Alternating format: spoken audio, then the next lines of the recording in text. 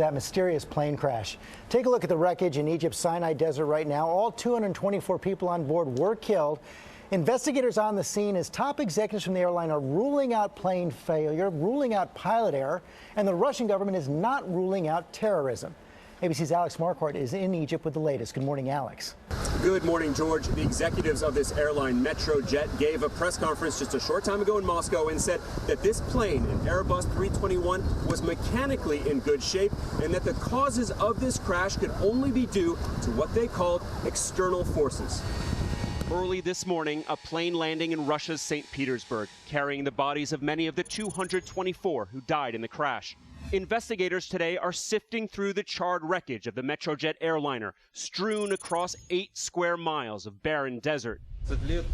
This as this morning, airline officials insisting to reporters there was nothing wrong with the plane, that pilots could only lose control because of a mechanical impact. Russia's top aviation official, meanwhile, says it's too early to know. Looking at the tail section sitting alone in the desert is very telling. If that came off first, then the question is, was it a bomb or was it structural failure? The flight took off from Sharm el-Sheikh just before 6 a.m. on Saturday, smiling families posting photos as they boarded to go home.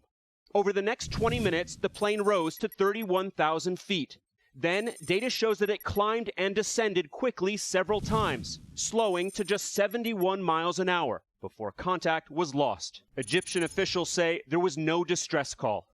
An ISIS-linked group quickly claimed responsibility, but intelligence officials say they don't have the missiles to shoot down a plane that high. And the ex-wife of the co-pilot told Russian TV that he regularly complained about the technical state of the aircraft, including on the morning of the flight.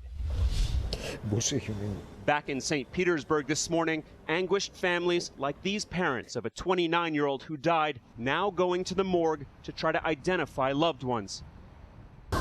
Russia says the recovery efforts at the crash site will end today. The black boxes have been recovered. They're in good shape.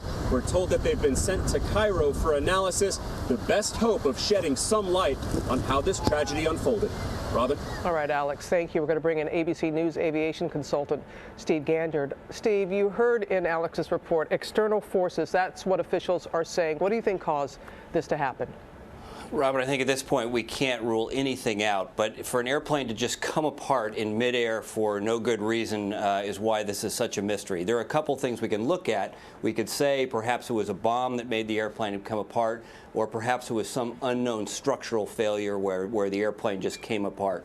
But right now we don't have any evidence that points us one way or the other. You also heard from Alex saying that the black boxes, and usually that's a great sign to recover them, but you're saying they may not point to what happened, and it's more of the investigators looking at the pattern of the wreckage?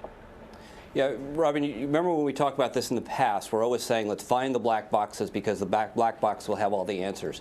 This airplane came apart instantaneously, so there may not be any data that would be appropriate or would show us what really happened on those black boxes. I think what they're going to do now is they're going to shift to the debris that's on the desert floor, and they'll look for the clues, and the real answers will be there on what the wreckage shows us. Hopefully so, Steve. Thank you.